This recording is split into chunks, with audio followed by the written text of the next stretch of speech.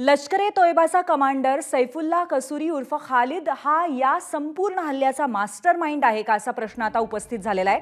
कसुरीसह रावळकोटचे आणखी 2 कमांडर्स हल्ल्याचे मास्टरमाइंड असल्याचा संशय आहे। याच्यावरती मोठा प्रश्नही अर्थात उपस्थित झालाय। स्थानिक स्लीपर सेलचे 6 ते 8 दहशतवादीही हल्ल्याच्या कटात असल्याचं सूत्रांकडून सांगण्यात येत आहे।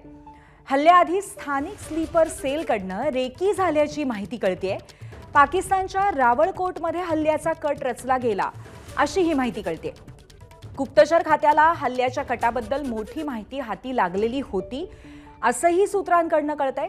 त्यामुळे एकंदरीतच कुठेतरी स्थानिक पातळीवरती मदत असणं, त्याचबरोबर रावळकोटमध्ये हल्ल्याचा कट रचला जाणं आणि त्याचबरोबर या सगळ्याची गुप्तचर खात्याला आधीच माहिती असणं, या सगळ्या पार्श्वभूमीवर हा हल्ला इतक्या मोठ्या प्रमाणावरती घडणं हे अतिशय दुर्दैवी आहे।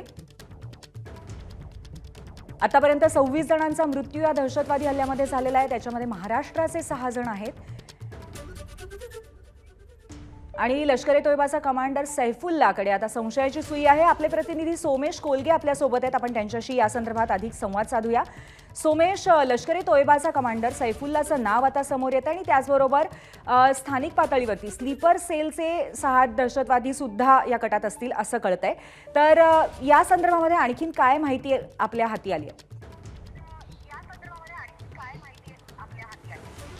नक्कीच सैफुल्ला कसुरी हा जो एक लष्कर ए तैयबाचा कमांडर आहे, तो या संपूर्ण या प्लॅनचा मास्टरमाइंड होता असं कळतंय। आणि यासाठीची बैठक ही रावलकोटमध्ये झाली होती। रावलकोट जे सध्या पाकव्याप्त काश्मीरमध्ये आहे, पाक ऑक्युपाईड जम्मू अँड काश्मीर ज्याला आपण म्हणतो। जेव्हा 1948च्या दरम्यान पाकिस्तानी सैन्याने घुसखोरी केली होती भारतामध्ये आणि तेव्हा जम्मू काश्मीरचा काही भाग हा पाकिस्तानने ताब्यात ठेवला, तो अजूनपर्यंत त्यांच्या ताब्यात आहे।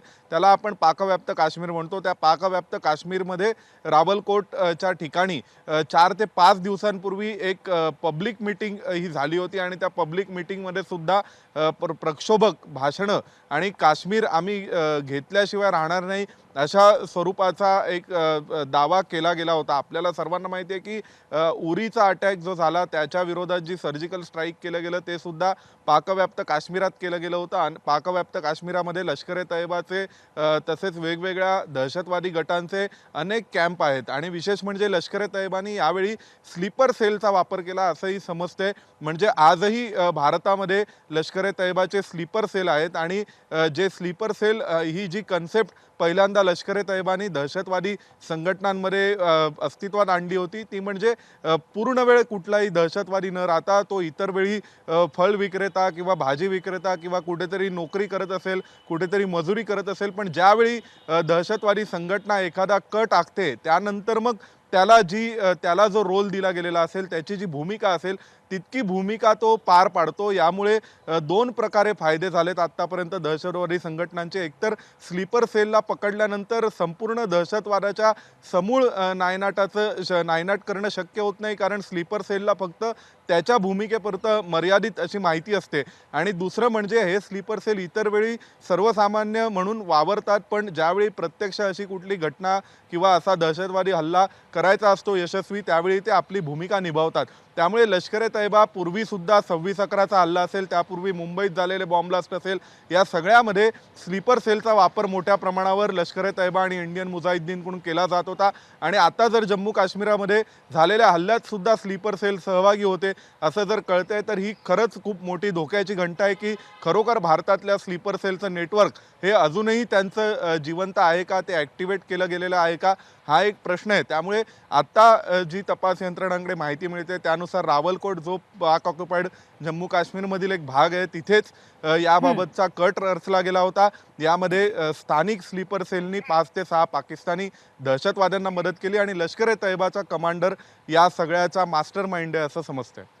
पण म्हणजे सोमेश, स्थानिक स्लीपर सेलचं अस्तित्व जर अशा पद्धतीने असेल आणि त्याचबरोबर आत्ताचा हा हल्ला बघता कुठेतरी पुन्हा एकदा काश्मीरचा प्रश्न पुन्हा एकदा पुढे आणण्याचा आणि तिथे पुन्हा एकदा हिंसाचार घडवून आणण्याचा सातत्याने प्रयत्न होऊ शकतो। आणि जर गुप्तचर खात्याला हे माहिती असेल आधीपासून तर त्या बाबतीमध्ये कुठेतरी ते न्यूट्रलाइज करण्यात खातं मागे पडलं, असं कमी पडलं असं आपल्याला म्हणावं लागेल का? नक्कीच खरं तर ही संपूर्ण देशाच्या अंतर्गत सुरक्षेच्या दृष्टीने अतिशय धोक्याची घंटा आहे. कारण सोमेश, एक क्षणभर तुम्हाला थांबवते. या क्षणी एक मोठा अपडेट आपल्याकडे हाती आलेला आहे, तो आधी आपण पाहूया. घटनास्थळावरती गोळीबार करणाऱ्या दहशतवाद्याचा पहिला फोटो हाती आलेला आहे. पहलगाममध्ये गोळीबार करणाऱ्या दहशतवाद्याचा फोटो एबीपी माझाच्या हाती आलाय. आपण पाहतोय ही दृश्य आहेत.